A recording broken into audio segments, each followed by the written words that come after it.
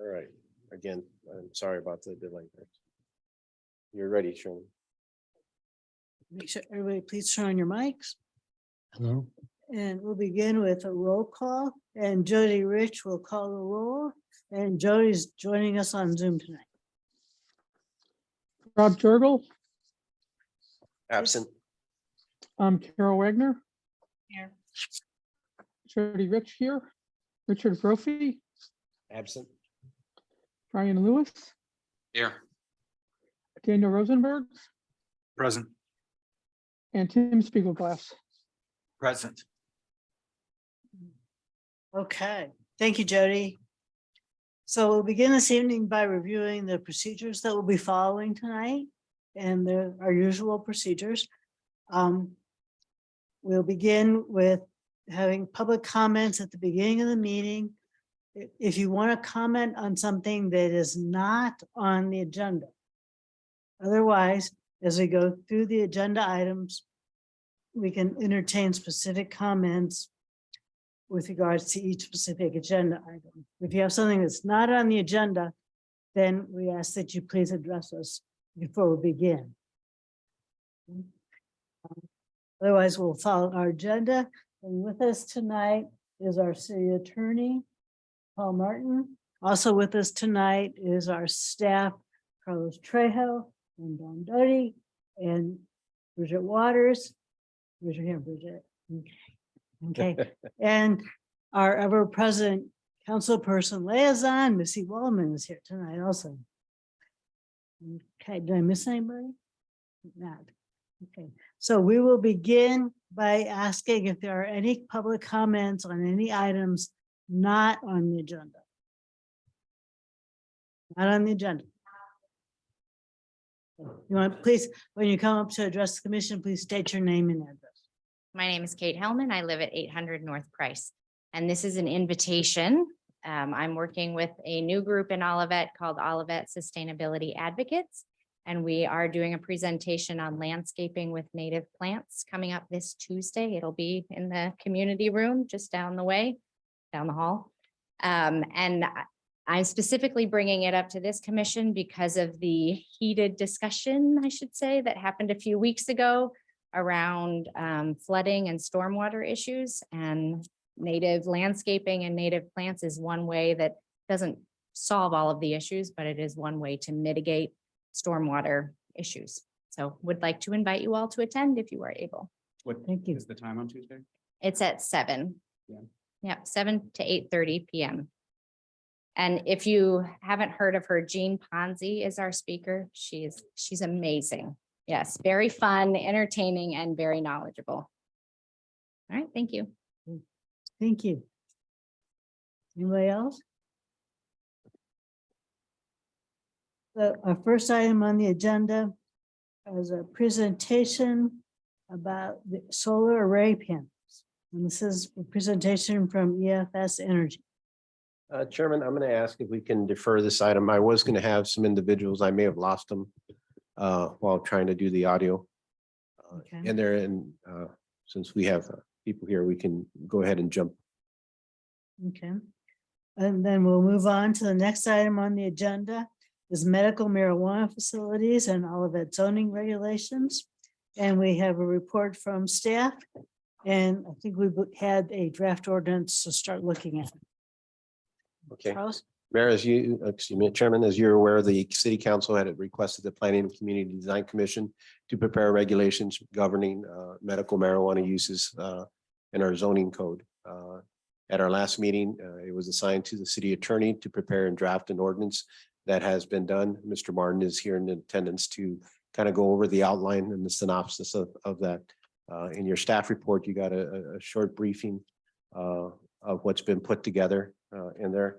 Of course, this has just been distributed and we do have it posted, I believe, online. I'm asking the commission, again, this is for an opportunity to hear Mr. Martin go over the ordinance is drafted and answer any questions regarding that. We will have additional discussion and public comment at our next work session on October 6th for that meeting.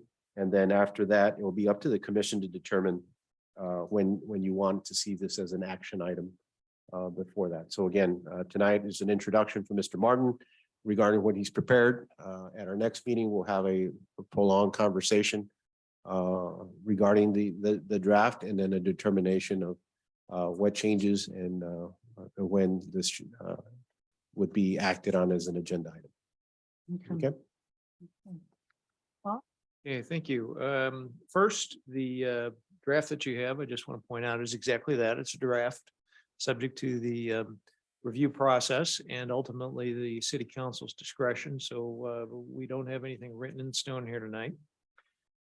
Second, I've got several points to make about the proposed ordinance. First is the format. It is different from the approach we were taking before. It establishes its own separate chapter. And I thought this was an easier approach because it allowed the consolidation of the regulations, including the definitions. It makes it easier for people to locate it in the code and for ease of reference, and for possible future amendments if recreational marijuana passes in November. So that is the reason I did it in that way. It is not, this is my view of the most efficient approach, but I certainly defer to the commission and to Mr. Trejo if there are concerns about this approach. Second, I wanted to point out that we had an initial discussion, and I had initial concerns about whether cultivation, testing, manufacturing, and dispensing facilities were all functionally equivalent, and could you require a special permit for each of those different types of uses. And since then, a couple of things. I have done a little bit more reading and investigation, and it seems that testing and manufacturing facilities can present odor problems like cultivation, perhaps not as significant, but still can be there. And dispensing facilities, I don't know if you all noticed in the news a couple of weeks ago, there was a television news for piece about criminal activity occurring at dispensing facilities, and breaches, nighttime breaches, and even speculation by law enforcement personnel that it could lead to actual robbery. Difference between burglary is you just breach the perimeter and you try to steal something. Robbery is you bring a gun and you try to steal something by force. So with both those new factors, I came to believe that the special permit process was appropriate for all of the facilities, and this ordinance takes that approach. In terms of zoning location,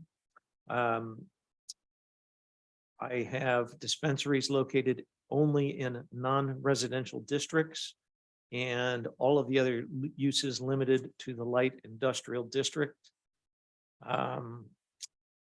Wanted to point out that under this version, we specifically prohibit odor and require mitigation plan and controls that lead to no reasonably discernible smell on the outside of the facility. So that is that's an additional regulation. Going back to what I've said before, I think that's kind of implicit in the process itself, but this spells it out, and hopefully that makes folks more comfortable. Distance. The ordinance requires a buffer of 750 feet from other medical marijuana facilities, so that between medical marijuana facilities, schools, churches, daycare and daycare centers. The fundamental reason for this was that we already have a 750-foot limit for the adverse effects of adult entertainment businesses. And I felt that consistency and the studies that that adult entertainment buffering was built on were reasonably transferable to this situation. So to mitigate and to avoid adverse effects from these existing facilities, we're requiring 750 feet. I should say the ordinance requires 750 feet from other medical marijuana facilities, and again, school, churches, daycare, and daycare centers. The citizens group wanted to include parks in that. Frankly, I don't think I have any real objection to doing so. And another issue that just came to me today, frankly, was that with the adult entertainment facilities, the 750-foot buffer is also from residential property. And I was speculating, I don't know about speculating, I was thinking that by analogy, if we're using the 750-foot limitation because of the adverse effects possibility, then it seems to me that it would apply equally to residential property as well. Now, I think what we need to do is, and I would ask Mr. Trejo to do this, is to apply 750 feet to both parks and residential properties to determine what's left, what properties are still available, and we can then make a determination if that is, in your view and in view of the city council, a reasonable limit. It gives a reasonable opportunity for applicants to actually pursue those kinds of uses. So the primary reason with the 750 feet is that, again, the adverse effects theory. I also felt that given the odor prohibition and the odor control requirements, I really felt that additional distance wasn't necessary. I know the state law says 1,000 feet if we don't do something different. I think 750 feet is reasonable and workable. If others disagree, that's certainly your prerogative. Right? And the other reason why I felt that 750 feet, and this is really not based on specific granular analysis, but it seems to me a more reasonable balance between the rights of the public and the rights of an applicant who might want to come in and pursue one of these uses in the city. And I would remind everybody, in case anybody forgets, this is the law of the land. We're supposed to be allowing these uses and not enacting barriers that prohibit these uses. So that is a fundamental and underlying theme for the proposed ordinance. The proposed ordinance also has other regulations. We have a layout for dispensaries requiring a separation between the waiting and delivery areas,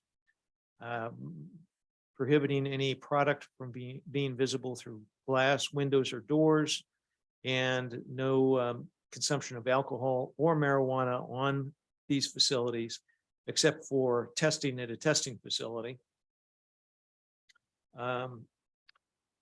Also, it includes security requirements, and security requirements include cameras and preservation of video taken by those cameras, secured storage of any product, a permanent and a fixed vault if you're going to have cash. That applies to dispensaries. I don't see that really as being an issue for the other facilities.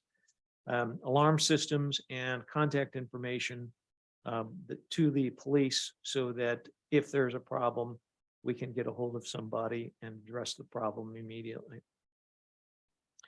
It includes hours of operation. There's no magic here. I put in 8 a.m. to 7 p.m. That is, I don't want to say it's arbitrary. I think it's reasonable, but others might think that other times are reasonable. So as a placeholder, I suppose, more than a recommendation, I use those hours. It also prohibits no home occupations for medical marijuana, and the commission might very well be aware that Missouri recently has passed, last year passed some new legislation regulating home occupations. That is probably going to be coming to you in some way, shape, or form in the not too distant future. And there may be some interplay between this particular ordinance and home occupations as they are in the future. I don't really anticipate that to change because I just don't see legislative intent that would allow medical marijuana facilities to be operated in homes.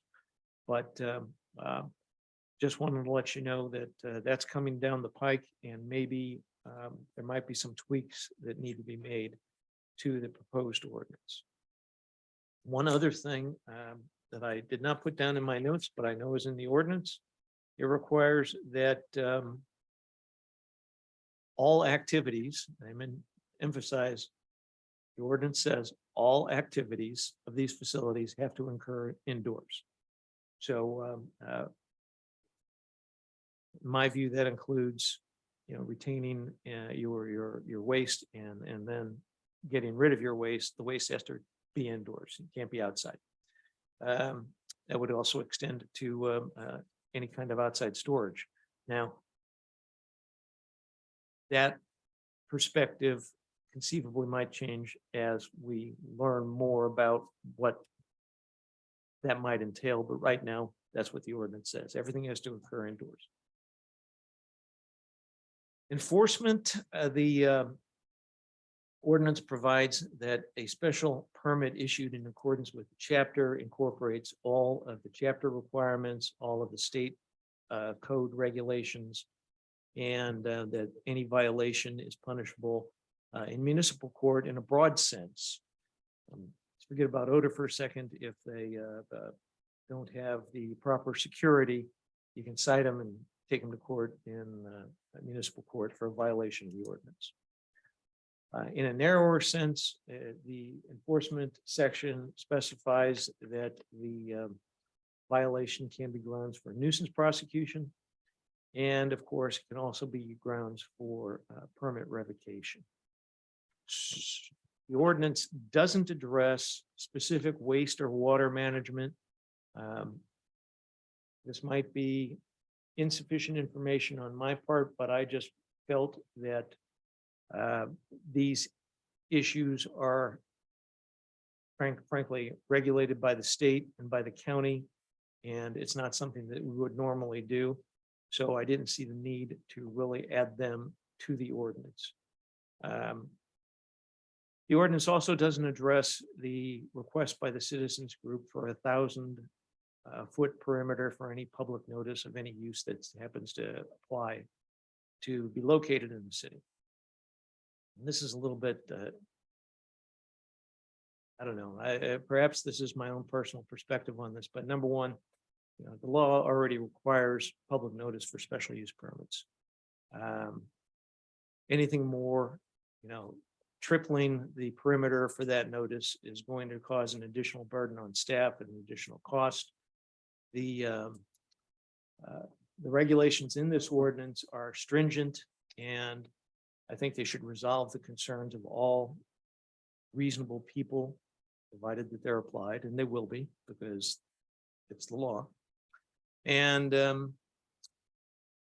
if for some reason the requirements of the ordinance aren't met, or excuse me, I misspoke. Assuming that the requirements of the ordinance are met, if an applicant comes in, meets the requirements of the ordinance, then the special permit can't be legally denied. And by providing for additional notice, all you're doing is inviting a bunch of people to come down here who do not like marijuana use in any form, and scream and shout and try to pressure people to do something illegal. So, and again, I say this is a personal perspective, but I've seen it before, and I do not see the point of that 1,000 foot public notice. So that's it in a nutshell. Possibly, and as again, it's a draft subject to fine tuning. And with that, happy to address questions if I can. Questions for Paul? Brian? Good. I think it's good. I have a bunch of questions, so I don't want to take all the time, but the 750 feet wouldn't apply to dispensaries. It would apply mostly to other. It would apply to everything. Okay. Yep, dispensaries as well. I like the definitions in childcare, especially in house of worship on it. Doesn't count as private residence, because someone could easily say, well, it's a house of worship. School isn't defined that way. Again, just thinking people get litigious. If you homeschool school, I'm not sure if it's worth adding. you know, with that. If I'm not mistaken, I believe those definitions are included in the state regs and we would rely on those if need be, but, Okay. yes. Just a thought, and then, the all saleable inventory of marijuana to be kept and stored in secured locked manner. I'm just curious, do we care if it's vague, you know, secured? It is vague and you're absolutely right. and Maybe we can fine tune that. Just thinking if we want, you know, and then, I would argue Sunday should be allowed, whether people choose to do it or not. Personally, I look at people who sometimes work throughout the week, or they work, I know people work 6 days a week, and so if somebody, if we're gonna have it open, why not Sunday, you know? Oh, I forgot about that. Yeah, I did exclude Sundays, didn't I? Page 4 or 5, it says suggestions Monday to, Monday to Saturday. That's just my suggestion. And then also on F on page 4, unlawful for any person to distribute, transmit, give, dispense. I assume that wouldn't apply to a doctor who's at home giving prescriptions via medical Zoom or something like that. That, because they're not dispensing the product, but they might be Right. giving a No, prescription. hold on a second. Let me check. Thinking the way the world and healthcare is going. So. Yep. Really? It's a good question. I don't think necessarily prescribing falls within that parameter. But it's a question to give some thought to. Those were all mine. Thank you. Yeah, Yeah, also on line item, E, so, you know, it says 8 AM to 7 PM. Monday through Saturday, you know, the weekends, there could be a shift. You know, so, I don't know, maybe it's an hour later on the weekends, hour earlier. I don't know. Maybe just add an extra hour to be safe. Hour later on the weekends. Yeah, and these are the kinds of things that the commission really should think about and make a recommendation on. Yeah, I'm fine, whatever y'all want to do. Whether we include Sundays or whether we expand the weekend hours. My view on Sunday was, I look at places like Massachusetts, that, you know, the blue laws, like no alcohol, and I don't feel that needs to be there, but if people don't want to choose it on Sunday because it's against their religion, that's fine, they don't go, you know, it might be. But everything else? I don't think so. Yeah. Okay, I'll go last. Okay, my real question is most of these things are covered by the state Yes, through their thing, so why are we repeating what the state has? Like, the state has like laws against in the safe and making sure that you have exterior cameras and recording and everything. Wouldn't they trump this anyway? well, yes, they would if they were inconsistent. And you raise an excellent point. And my only real response to that is really a public perception one, is it makes people feel better if it's in our ordinance. Okay. And they can see it. Okay. I mean, you're absolutely right. Is it necessary? Technically, no. Okay. And then my other thing was the 750 feet is, you know, I think that we need to make sure that there's a place to put a dispensary and all that. You know, I want to make sure that there's actually a good location to put it, not in the corner of, you know, Mhm. of Olivet in some random place. So that would be my hours. You know, I would say 8 to 8, 8 to 9, something like that. People get off work, whatever it is. And then the weekends, they decide if they want to close early or they want to open early. That's up to them and their hours. But I don't see a reason why they can't be open at 8 AM. You know, or 7 or whatever it is. I don't think that's up to us. I think that's up to their business to do it. Safety wise, it's all in the news. Every dispensary is getting hit right now. And that's what's going on. They're breaking the interior, they're going through the glass, they're doing everything. And the only thing that's stopping them is bollards in the front right now. Is bollards. That's the only thing that's stopping really what's going on right now. So that would be my only suggestion, to put in there somewhere. Right. So you would say add the bollards into the ordinance? Somewhere to say that we need to protect that interior, the storefront and everything like that. Cause that's where they're driving their cars through and different things like that. You said 750, you were concerned that we could even put a dispensary, but that, the 750 didn't apply to dispensaries. I mean, other than schools, sorry, schools but in workplaces of worship, right?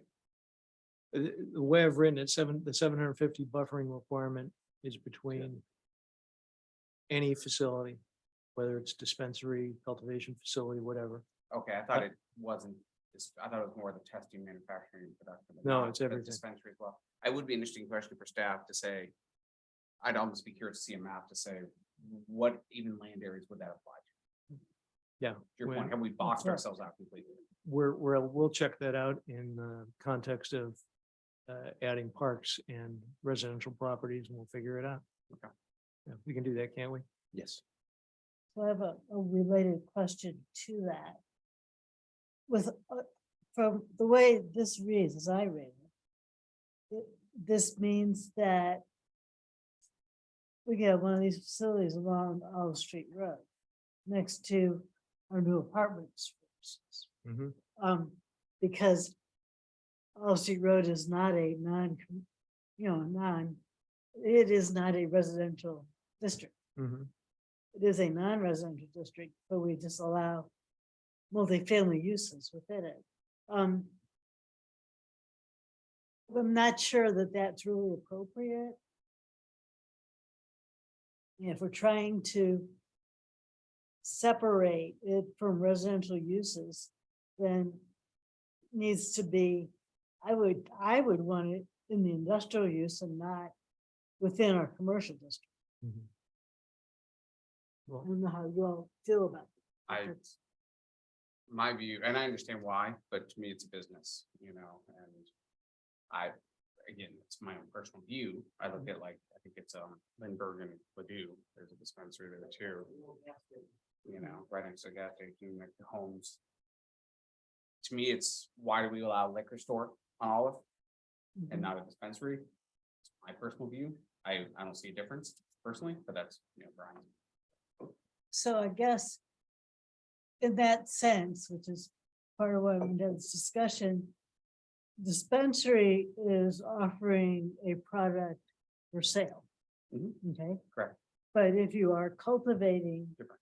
it's different. I agree with you on that. So in that sense, to me, there's a difference between those uses and we should identify it. To me, it seems that it's an important distinction. And I would be fine with dispensing facilities on Olive Street Road.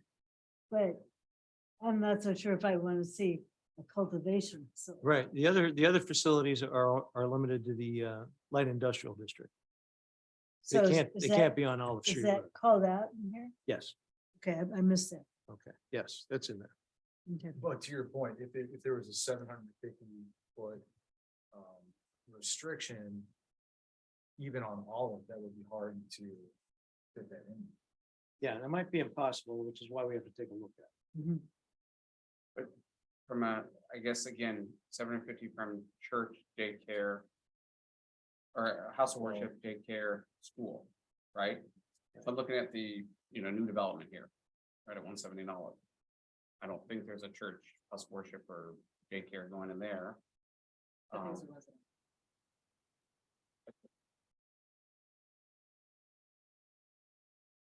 Well, Mr. Martin has asked the city to look to add residential and parks in Oh. that sentence. To, so that's the research that Mr. Martin has asked the staff to do, looking at that 750 and looking at the addition of those into the language, if I understand it, right? I don't think anything. Would work with residential. I'm curious, but- Carlos, when you, and I guess you and Dawn actually, are preparing the map for us, so we could better judge the 750 feet, could you also just go ahead and show us what 1,000 feet would be, just so we can have an idea of what the state would be requiring if we followed it to the letter? It's a good idea. It's crazy, but I'm almost thinking the definition of park becomes interesting too, because Stacy Park versus corner of Firestone, and they got a tree and bench and. One where they used to do the bloom at the corner of Dealman and all of the Veterans weekend warriors. Just thinking litigious people. Yeah, we decided that wasn't a part. Okay. Fair enough.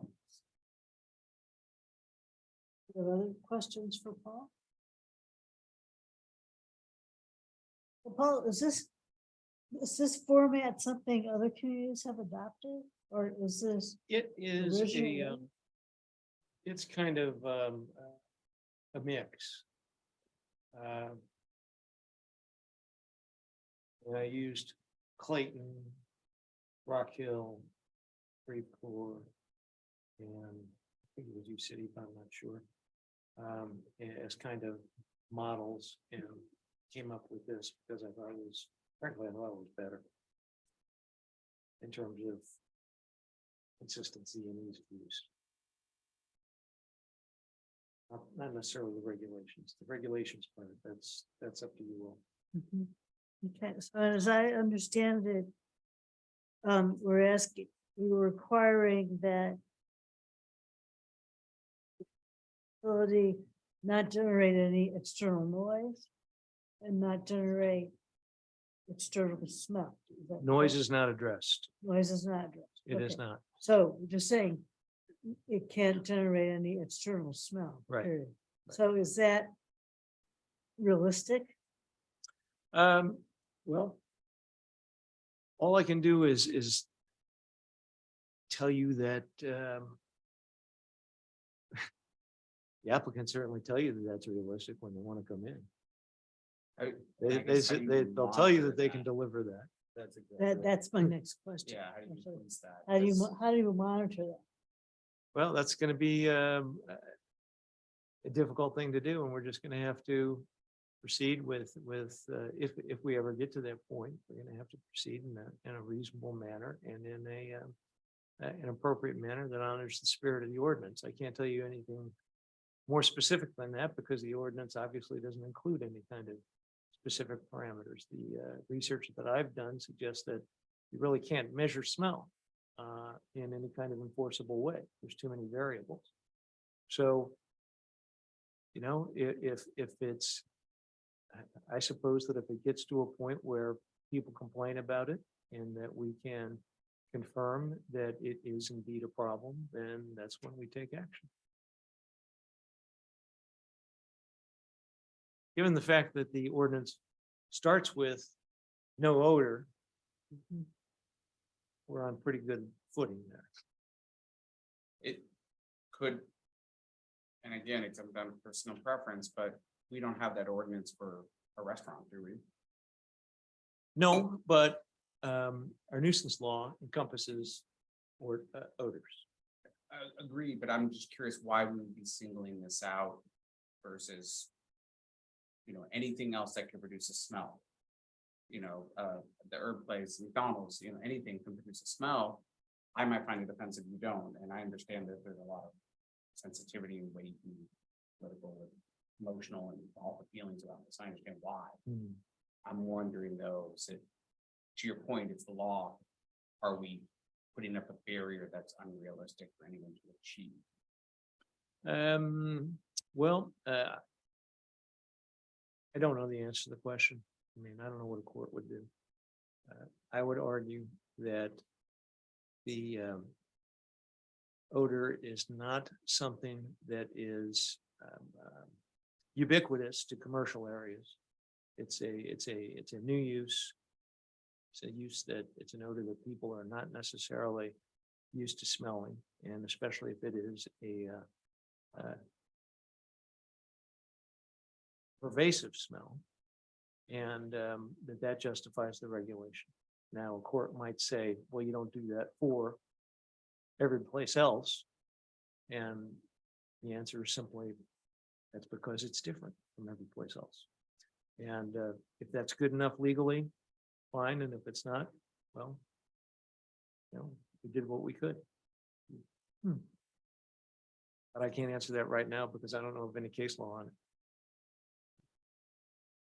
All the other ordinances that you looked at, the other examples in your city and so on. How did they deal with this issue?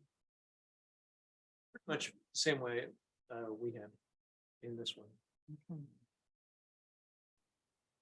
Yeah, this is the same approach that we took in Rock Hill. And of course, everybody's aware that Rock Hill's had a problem. I think it's been addressed. I haven't heard any issues or complaints in the last few weeks. Mhm. But I don't think that even the applicants really have an understanding of how everything is going to play out, simply because, you know, elevation comes into play, wind speed comes into play, temperature comes into play. They can put their filtration systems in and expect that there's not going to be any odor. And then something happens, and maybe there's some construction flaw or design flaw, or who knows? But you know, we have to proceed as in recognition that the voters of Missouri have decided that this is going to be an acceptable and a lawful use, and we have to do the best we can to balance interests. And I think this proposal is a pretty good effort. Rock Hill has been no odor. Yes. Stipulation as well. They haven't had any lawsuits or legal action that you know of, but we know that people have complained about it. We have dealt with it administratively. I do not think that we've filed anything in municipal court. And we certainly haven't acted to revoke their permit. I'm sorry, we haven't acted to declare them a nuisance. And we haven't been sued over the ordinance either. So that's where that stands.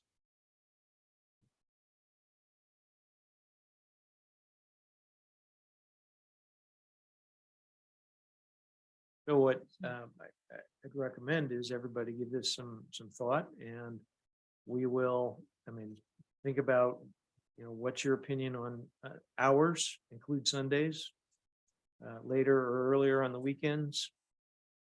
We will investigate including parks and residential property at 750 and 1,000 feet. And we'll make see if we can come up with some hard data about potential areas for these kinds of facilities.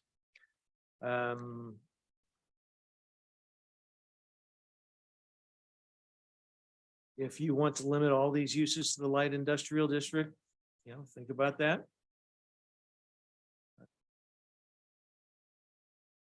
And if you want to skinny the ordinance down and take out the security provisions and the dispensary layout provisions, because they are covered by state law, think about that. And come back and talk about it some more next time. I bet. We have hours of operation specified.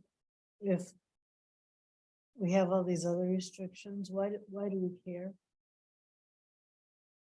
Well, I'll answer that by saying, I really don't care. So I'm just wondering, is that really important?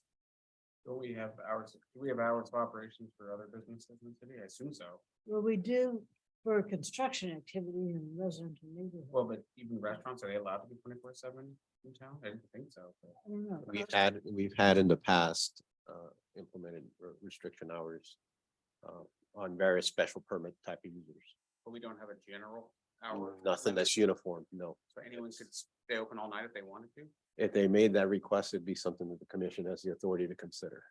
So Okay, I would we put still it. have the authority. That's, And that's a good point. I would like to include some additional language in here saying that if the special permit process reveals some other regulation or restriction, it would be appropriate that we can add that, because I'm not sure that that's necessarily clear. Implicitly, I think it's clear, but when we're talking about an applicant, if you say, okay, we want you to put, bollards up in front of the dispensary, they'll look at this and they'll say, well, bollards aren't included in here. How can you ask us to do that? Mhm. So I want a clause in there that says we can ask for things like that, but we can require things like that depending on the circumstances. So I'll add that too.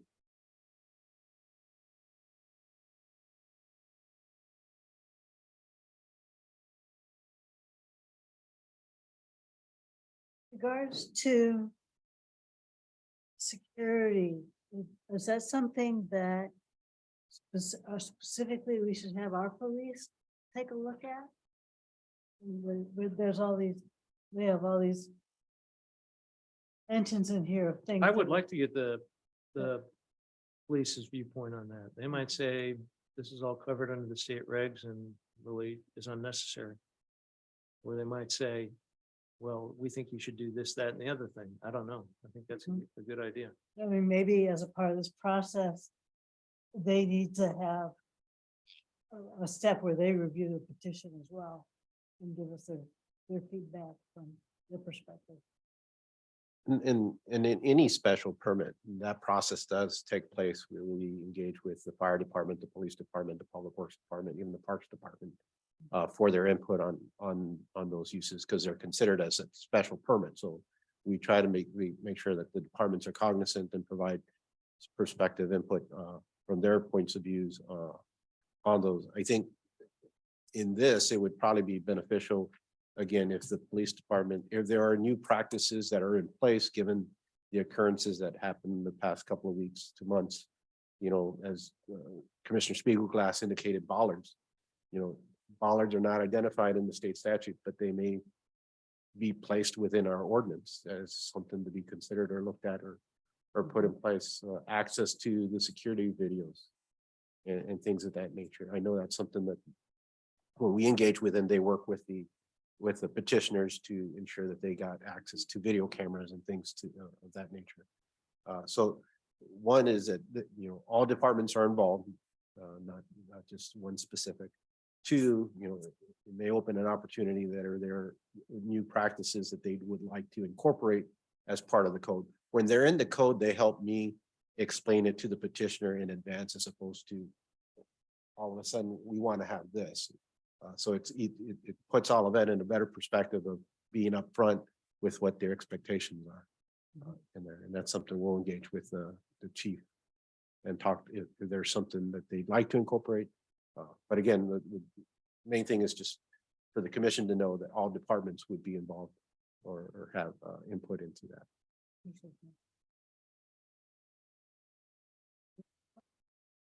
There's a couple of things if I can just to on the commission side, just to be cognizant, and as we, this would be a new chapter within our land use code. And the purpose of our land use code is to uphold and further our comprehensive plan.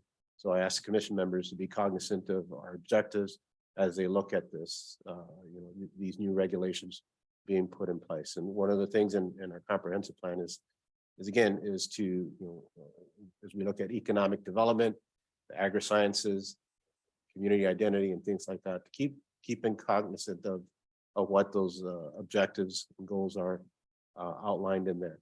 The purpose of this ordinance is not to prohibit, it's to regulate. Well, I want to make sure that that's clear in here. And I think the standards that are being put in place are reasonable. I do have some concerns of expanding to the residential and the parks, but we'll take a look at those. And I can understand from the perspective on how they impact cultivation, infusion, and the concerns that were expressed prior. But as to dispensaries and the retail component of that, that is a little concerning. And again, I go back to the comprehensive plan and the limitations that we have a very narrow commercial corridor. And you add 750 feet, you pretty much wipe out Olive Boulevard. And again, it's my understanding that's not what our goal is, but it may be a result of those regulations that we just be careful and cognizant in there. And of course, Don will put the mapping together so we get a better idea in there, and maybe that it's extracted or treated, no pun intended, treated differently on a dispensary or look at that a little closely or identify areas that would be considered reasonable And if there are other regulations to put in place to make them more palatable, we'll surely look at those. On the enforcement aspect that Mr. Martin was talking about, and this would be common in, I would think, in every community, regardless of what wording they used about odor, is that the first thing is either, it's going to be a proactive or reactive process. Somebody's going to call and complain, or an inspector is going to pick up and say, that there's this odor here. We're first going to approach the petition, the property owner. We're going to assess the condition. We're going to come up with, make a determination if, I'm going to use the term, if a violation exists, develop a schedule to mitigate that violation, assess whether that mitigation has been completed or done, and that they're working with us. And then, it's usually about a fourth or fifth step before you get to the point of they're going to get a citation, or we're going to pursue the, pulling a special permit. I don't know of any community that would, with one complaint, would just say you're done. That's not the way the process works in there. So there's an understanding on, it doesn't matter what language that is used, there's a process, and that process, it's like any legal process, is slow and it's thorough, and it's purposely done that way because everybody deserves the right to address the issue and mitigate it. Jody? Are you there? We haven't had any comments from you. No, I think you guys have addressed everything that I was thinking about adding or, asking about.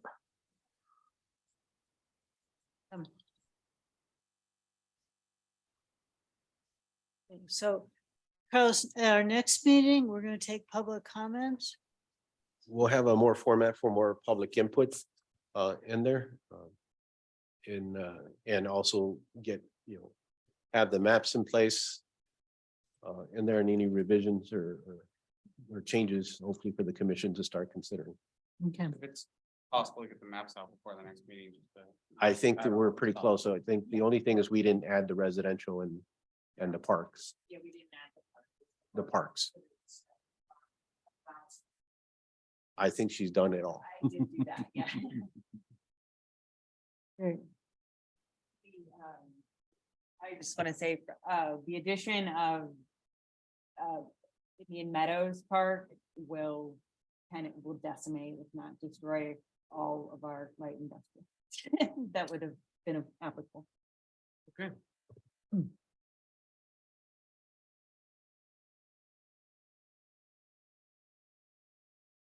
Paul, if nothing is eligible, if the 750 feet is used, does that mean that for us, that would just be too much of a buffer and we'd have to find some reasonable number that still would allow such a facility to exist? I wouldn't want to speculate until we see exactly what the effect is, because state law doesn't say anything about a buffer from residential. Okay. That was something that I just raised today. And if it's not workable, then it's not workable. Right. But let's see what the maps show us, and make decisions from there. Okay. Anybody have any other questions? Hi. Thank you very much. Sure thing. Appreciate the hard work. I'd really rather wait till next time. Mhm.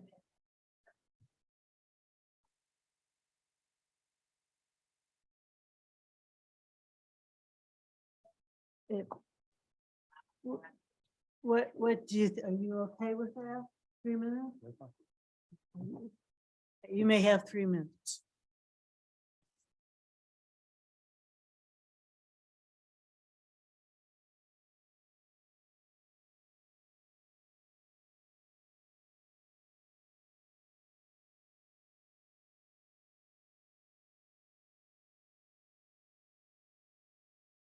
Oh, it's lighting up. Okay.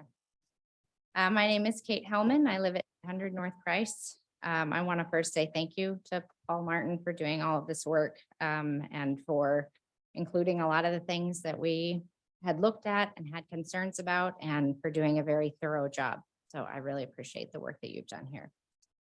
A couple things, there were a couple questions on hours. A suggestion that I would have is to do separate hours for the dispensary and the cultivation, manufacturing, and testing facilities, given that they are very different in essence and in how they operate.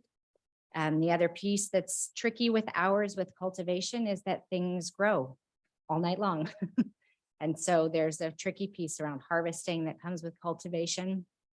But the majority of the odors that are emitted do come from the harvesting process, as well as from the manufacturing that takes place.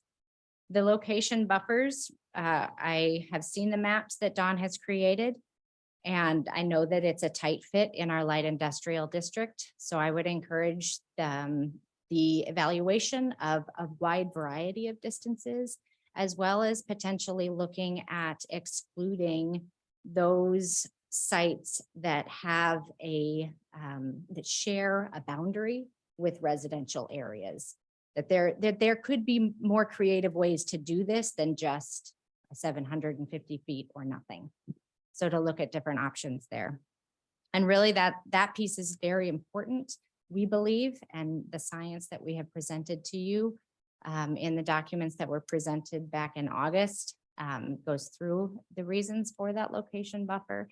And as we've heard, with the process that takes place in order to enforce a potential violation, having a distance buffer provides an extra layer of protection for those people who live closest to these facilities. And ultimately, it's an environmental justice issue because these facilities in the light industrial district are bordered by lower income areas. And as the council has expressed a desire and a priority for diversity, equity, and inclusion, this environmental justice issue as relates is very important. The exposure to the odors is not equivalent to food odors because these odors are pretty generally considered to be noxious. And they are generally considered to be noxious because they come from biogenic VOCs, volatile organic compounds. Again, the information on that is in the packet of information that we provided. So VOCs are very different from the smell of French fries. And while there isn't scientific studies that say that there is exposure from far distances that is harmful, there are scientific studies which we have presented that show that the VOCs are hazardous in high exposure levels. Ma'am, you're at 3 minutes. Okay, I have one last thing, and it'll take 10 seconds. The input from fire and police is especially important. Input from fire, because of the solvents that are used in the manufacturing process, are highly flammable. So that input from fire is important in the process. Thank you. Oh, and I Thank you. appreciate the adverse effects theory. I think that I haven't heard that, but I appreciate that. Thank you. Thank you very much. Sir, if you want to address the commission, please come up and give us your name. Raphael Tenanson, 809 Newcastle Drive. I and just your wanted, address, please. 809 Newcastle Drive. And I just wanted to add with the distances that I had given information for, at least for the manufacturing or the processing facilities, for 600 feet as well. And I know that that opens a lot more area. So Kate said, try numbers of distances, but 600 feet was one that I also think might open up a lot that would be helpful. So that's all I want. Thank you. And I'm Nina Schatzkammer Miller, 36 Price Woods Lane. And I want to say this is well begun, but I think you can do better to provide the necessary safeguards for the citizens of Olivet. You looked at the University City Ordinance. We need similar buffer requirements, the residential zoning buffer requirement, and an outdoor operations or storage prohibited paragraph. I understand your reasons for the 750 feet, but I would like to see 1,000. I'm happy you see the need for the residential zoning buffer. Arrowhead Park houses share property lines with the light industrial district.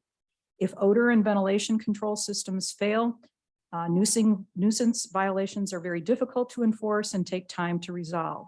Having a buffer is necessary. It would help to define the enforcement process too. University City's paragraph regarding odors states, no odor shall be detectable by a person with a normal sense of smell outside the boundary of the parcel on which the facility is located. But the Olivet ordinance uses the term reasonably detected, and I don't know what that means. Noise and light should also be addressed. All things can be measured, even smell. With Pennington's withdrawal, we dodged a bullet. And it's my belief that it was community outrage that turned him away. We channeled that outrage into months of constructive work by hundreds of citizens. I hope there won't be another applicant for a cultivation or infusing manufacturing facility because such facilities don't belong in Olivet. We must be ready though. We look forward to continuing to work with you to make additional changes so that we can avoid the need for another large show of public outrage. We should all remember that it is not Olivet's obligation to provide a suitable place for any business. These facilities, the state says we must not make it unduly burdensome, a phrase that's subject to interpretation. Chairman, if I may, one thing I need to add to make sure it's considered, we do have existing facilities in the industrial park and how those would be grandfathered or treated. And there's something, I don't know if there needs to be any reference to it or section.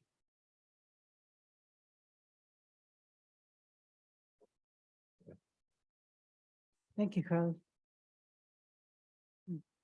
We ready to move on?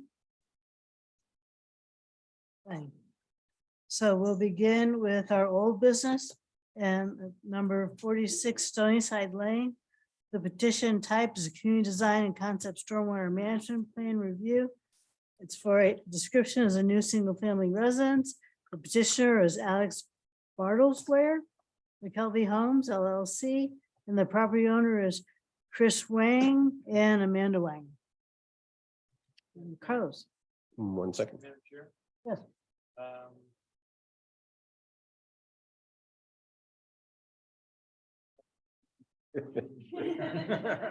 Thank you for coming, Paul. Thank you, Paul.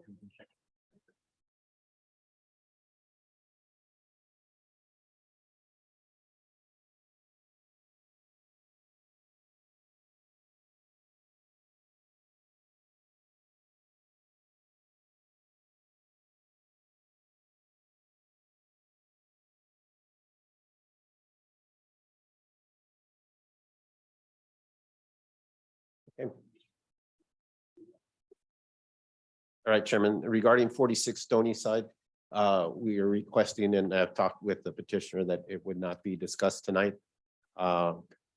Based on our last meeting and the direction of the commission, we did engage with an outside consultant to provide a stormwater analysis, the firm being EDM.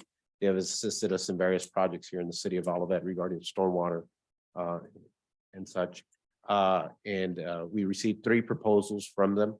The first proposal, specifically the 46 Stony Side, was to assess the site improvement plans, the detention area in compliance with the codes, and look at the swaling the property or grading the property to capitalize on the use of the inlet that was located in the rear. They requested 2 weeks to do that analysis and provide a written report, which is reasonable. And after that was done quickly after our last meeting, but I did not get the final revisions from the petitioner until September 2nd, which means tomorrow I'll get a report, but I was not able to get that pulled today. And we tried to expedite it as best we could. The second part regarding EDM would be that they would do an analysis of the stormwater inlet that's located in the back of the property and review our regulations in terms of better assist us or facilitate how to use those a little bit more effectively, and things that we can tweak in our ordinances to make that process better. And thirdly, in a big picture perspective, is that they would provide an analysis of the that storm watershed pretty much from Heather Hill Lane all the way down to Ramsgate, and provide at least one meeting opportunity, maybe before council or the commission, I'm not sure, so that the public can provide their input or experiences that they've seen in the past several years. That's going to take a little longer. That one being the most expensive of the three, also requires funding. And we'll be going to council to that at their next meeting in September. So that's where we're at. I spoke with the petitioner. I spoke with a couple of property owners, noting that there would be no action taking place today. I also want to note, I mean, working with the petitioner and trying to mitigate, this process. The commission did approve the building plans. This allows them to apply for their demo permits if they wanted to start demolition, and if they felt that there was any delay in this process, and also to apply for their building permit so we can start conducting that permit review. Again, if they're trying to avoid any delay in the processes, we're trying to get this stormwater report. So that should facilitate them. We'll see where we go from there.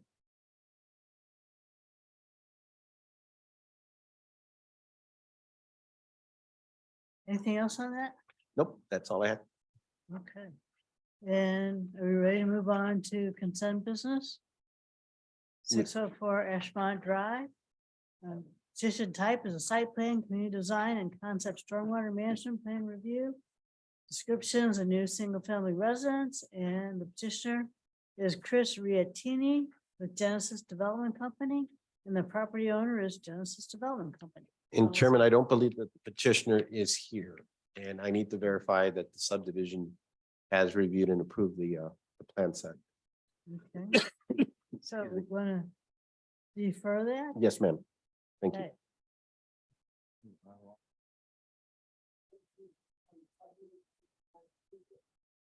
Yes, Then are we, not approved it, but that they've been correct. that's an important part of the process. Carlos, are we ready yet to talk about the solar panel? Yeah, I'm gonna go ahead and go back to that item, if that's okay, Chairman. I don't think I have any representatives on there. And I apologize due to the issues I had with the audio. If there is anybody from the solar company, that'd be great, but I think I lost that opportunity. But there was a couple of things I wanted to kind of explain to the commission in there. The commission has authorized staff to administratively approve a building permit for the installation of rooftop solar panels that meets three certain conditions. One is that the panels are parallel with the plane of the roof, which majority are on a slope type of roof. But if somebody had a flat roof and they were doing them at an angle, then those would have to come to the commission for review and approval in there. And the most of the time that we've seen that has been in our industrial parks where US Bank, Enterprise all have solar panels on their roofs that are angled. They have flat roofs and they have the angled panels in there. Residential have primarily been on slope roofs. The second thing is that the panels be all grouped in one area or together, not to be kind of scattered over the roof planes. And third is that the panels be consistent with the colors and the materials that you would normally see on a rooftop in there. And that one generally we don't have that much of an issue. But the one issue that we've kind of been seeing a little bit more as the tax incentives are coming into play is the grouping in there. So if I had a house that faced it east to west, typically if they have panels on both sides, I look at that as that's a reasonable request. But we had a situation you can see here on the slide where it's an L-shaped house and the panels were on two perpendicular planes in there, and then the panels themselves are kind of separated. And we looked a little closely at why the separations were there. And after discussion with the solar provider, is there are roof vents, and you can see those little circles a little closer on there that in an effort to be more, mitigate the cost for their customer, you know, they're not touching or relocating any of the vent pipes that run through the roof. And so in a situation like this, again, I think I would be comfortable, you know, authorizing, you know, or reviewing and approving something like this, but I wanted to get the commission's thoughts and perspectives before we looked at that. And again, I think I understand the concern about the vents and their placement and whether that it does impact the cost or not. You know, it's something I wanted to make sure that the commission was comfortable with us reviewing. I'll go ahead and dive in on that. Carlos, I think it's fine. I really do. I think just as a community, we're getting more and more comfortable with homes that have solar panels. And I don't have any problem with it. I think they're grouped. They're not Correct. grouped together. It's not like there's just a panel here and a panel there. So they are in separate groups. So I'm perfectly comfortable with it. How do you feel? 50% okay. And selfishly, I roof vents and I want to get solar panels, so I'll have the same issue. So, but I mean, honestly, it just doesn't make sense to have to reconstruct a house. I agree. If we were playing Tetris, it'd be a different story, but this makes sense. I'm more than okay with it. Yeah. The second one that we got in there were when the panels were placed as an independent structure. So in this case, this is a property in West Villa. There just isn't enough room on the roof lines, and the orientation of the roof planes aren't ideal for, I guess, for the amount of solar catchment that they're putting out. So they're standalone. When I first saw this, is like, well, you know, I don't have anything specifically in the code about that. Well, it would be probably treated as an accessory structure. And there's a process for an accessory structure to come in through this commission. If it exceeds something that's not identified, which it's not, or a size that we're just not used to. This is bigger than a 2-car garage. And this has a height that I don't know enough yet to tell you what it would have been. So there is a process, but more concerned on this was it would be located between the street and the house, and that became something that I, you know, just a gut reaction was that probably would not be. There would be concerns from the commission about allowing an accessory structure in the front yard, just like if somebody wanted to do their pool in the front yard or put their shed or so in there. So I think within our code, there's enough language to treat standalone solar panels as accessory structures. I think we should probably add a section to provide some guidance on what those should be.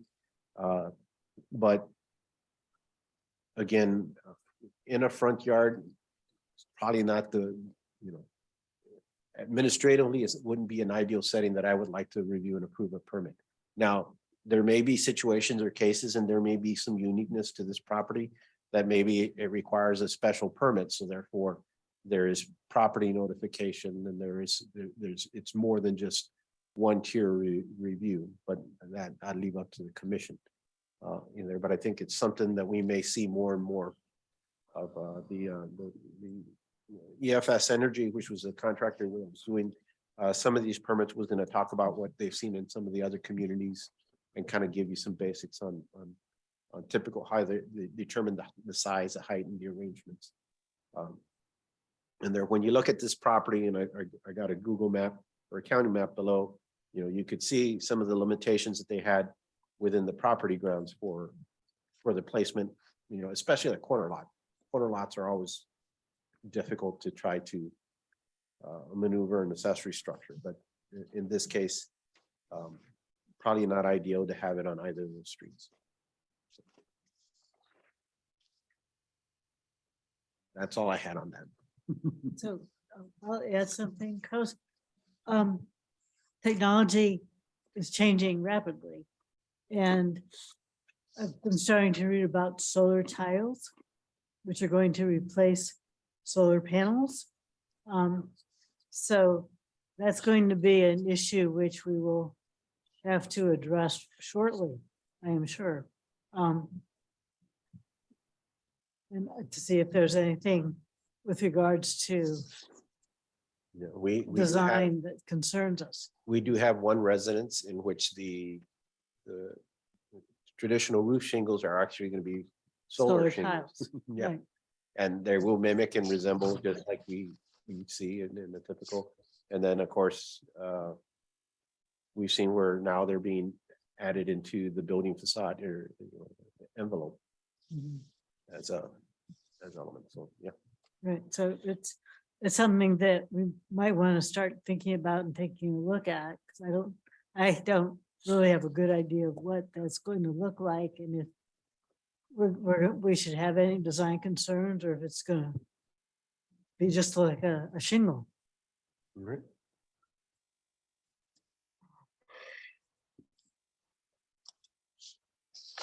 All I have. Anything else? And we've got some discussion items on the agenda next. One is we've got 10-minute Olive Crossing construction and real estate sign. So Carlos?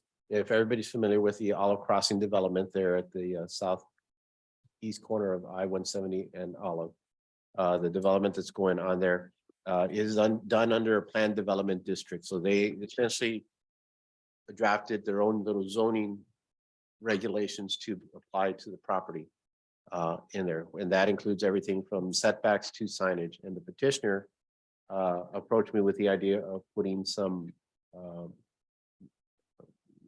commercial real estate signage on the facades of the garage. And I told him that I would bring those to the commissions to get some type of gauge the kind of guidance on these. They would be mesh, so they allow for ventilation in there to go through, and they would be temporary in there.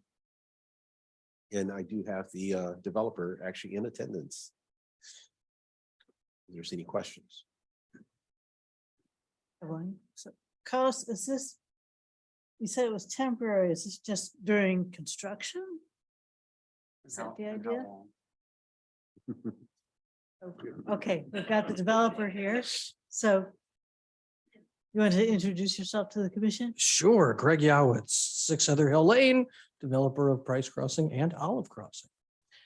So, yeah, so there's an updated rendering, but the signs changed a little. Marketing people keep making their minds up. So yeah, so what we're talking about is during the construction period. Predominantly, so there are 2 signs, 2 reasons. The sign on the right, the Clover, that is the name of the apartment building that's been branded. So we're calling it the Clover. It's at a 4-way intersection, Olivet, Olive, Clover, Green. It's a marketing thing. So that's really between now and when we open up and do lease up. So we're currently anticipating completion in the beginning of move-in next July or August. So I would anticipate that banner would be up a year or maybe 18 months at the outside. And then the other one is an interesting one for me because I think it's important now because we are getting a lot of activity and making sure people are aware of what's going on because the site sits so low, even though we have the large 12x24 sign, you actually can't see it from too many angles. And because of the wind damage that we kept getting on the one down that you approved down where the hotel is going, we're not putting it back because the wind kept whipping around the trees and literally blowing the sign apart. And I just finally had enough. And so once the office building gets built, probably can't see either of them from the highway. I don't think. I got to look at the math on this one and look at some angles, but I'd say 12 to 18 months for both of them. Maybe the one on the left could go out 2 years. I also don't know how long they'll last. They'll be mesh. The wind will hurt them, as I don't know if anyone's noticed. We put mesh banners up along the fencing. We've already had to replace them because they age and the wind takes them apart and so forth. So yeah. We use heavy weights to weight them down. We're not going to drill them into the facade of a brand new garage. I won't allow that to happen. Or there are some anchors on the back side of that you can't see that we would mount them to if this was possible. So given this really isn't a traditional code thing, I asked Carlos and he asked me to come up and talk about it. So happy to answer any questions. So you just want these up during the period of construction? Yes, once we're up and operational, they come down. Absolutely. So I'm optimistic. We are wrapped up by the end of 24 with everything. So it's just taking a little longer than they used to. Little, side note, in a warehouse, I have 181 air conditioners. We bought them in November because we didn't know when we could get them for the apartment building this coming year. And thank God we bought them. We forward contracted the lumber last year. It's all, as Tim knows, especially, this game has changed.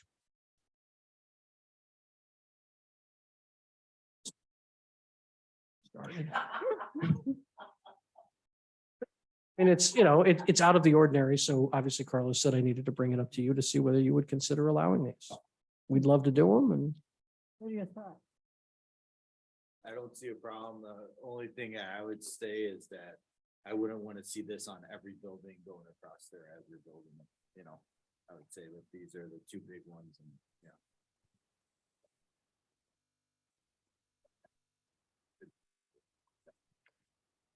No, and the only thing I'm thinking is a great point. Once we get the office building and that garage going, I might want to take one off of this garage and move it over to that one, but not, there wouldn't be a need to have another one. We could swap, we could just take one off and, or just take it down and replace it with a newer one on that garage when that garage blocks this garage.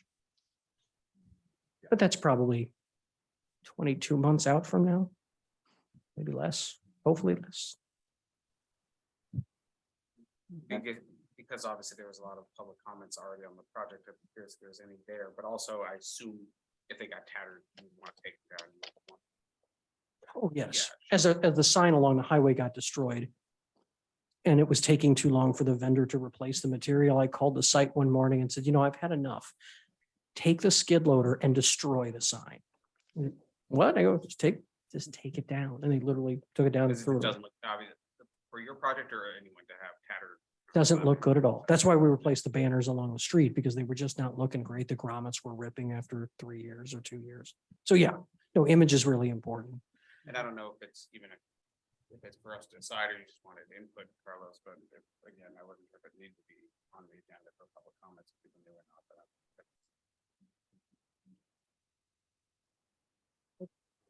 I think it's fine myself. Dan, So, yeah, I think it's great. So people are driving by, they know where to look for information, see the website. So I would almost want to see it kind of flip flopped here. So on this one, you get the website or the rendering up at the top. Where they see. So that's a little more prominent. Oh, yeah. Let me look and see what the latest one I got 2 days ago looks like. Yeah, but I mean, right, so, but that's like a minor issue. But I think maybe it would be good, like, Yeah. Here. You mean to plug in or you mean just to walk it around? Walking around. would Walk be- it around. center.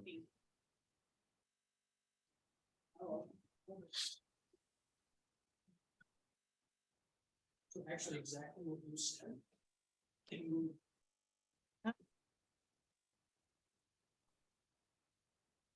The longer one from the north side to the west side. Okay. Is there a way you can show that to Jody? Yeah, we'll figure that out in a Okay. second. No, I like that a lot better. I'm also wondering if it's selfishly possible to have all of that, but I don't know if that makes sense. But just, I'm thinking again, the branding of the city as well as the crossing, but We are using the city's. center of it all. So we're just because I mean copyright. So instead, we're changing it. There it is.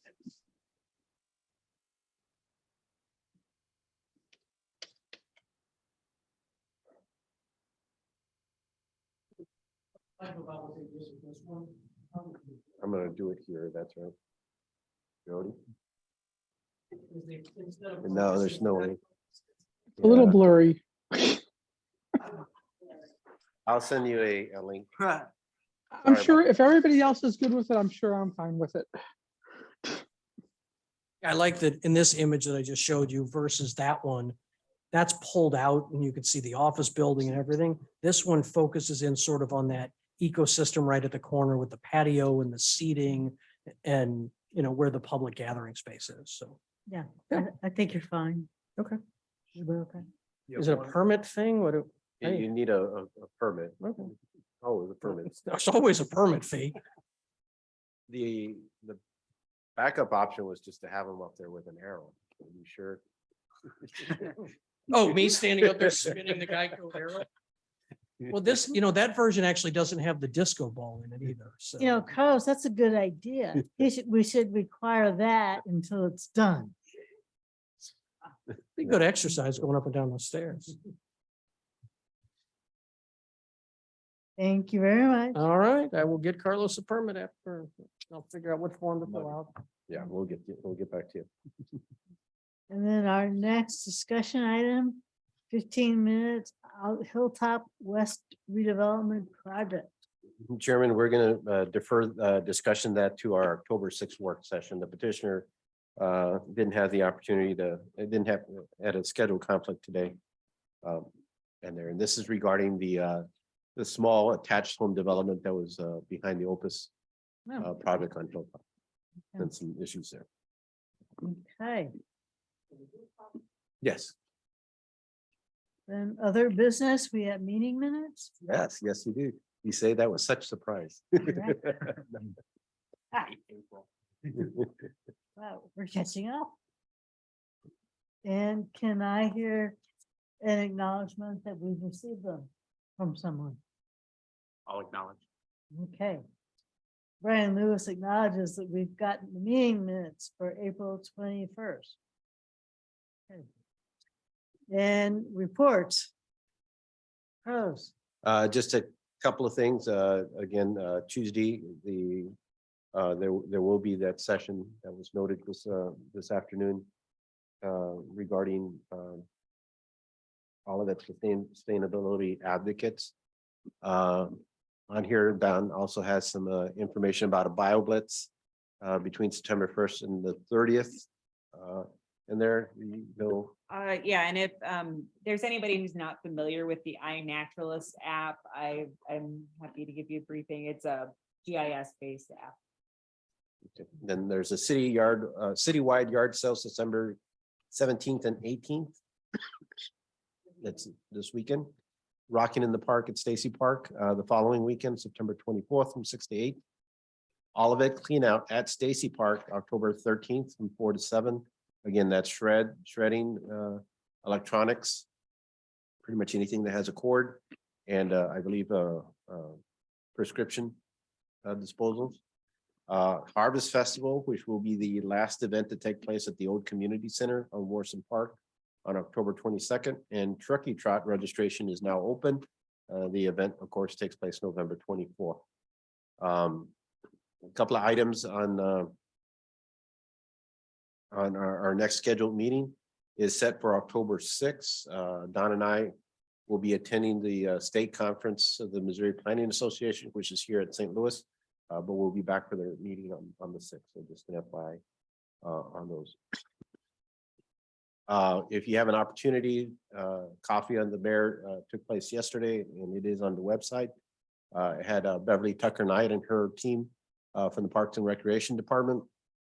It was an excellent presentation, gives you a pretty wide update on where they are in the progress of all the parks in the community, with many of those being, and I think our liaison will kind of go into more detail, set for at least some use and openings coming in within the next month or so, or next couple of weeks.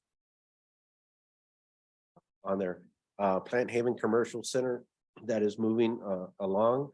Again, their first goal is to be able to open the Plant Haven component of that retail section in there, and EEZ storage. We should be getting the building permits next week to commence review. No updates on Irvington and Rhyme that I have currently, and of course, Olive Crossing, that is moving along. We're working on the 4th floor, which is really cool. And according to the schedule, the 5th floor is supposed to come next week. Which seems pretty fast.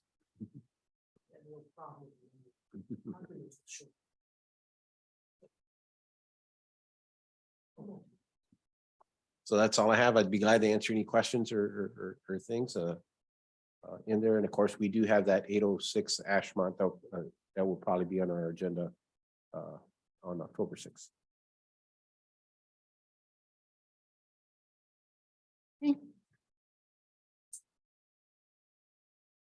Carlos did all the summaries of the city news and events, so I have nothing additional with which to report.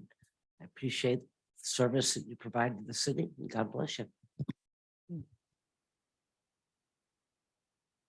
Yeah. I will adjourn the meeting. Thank you.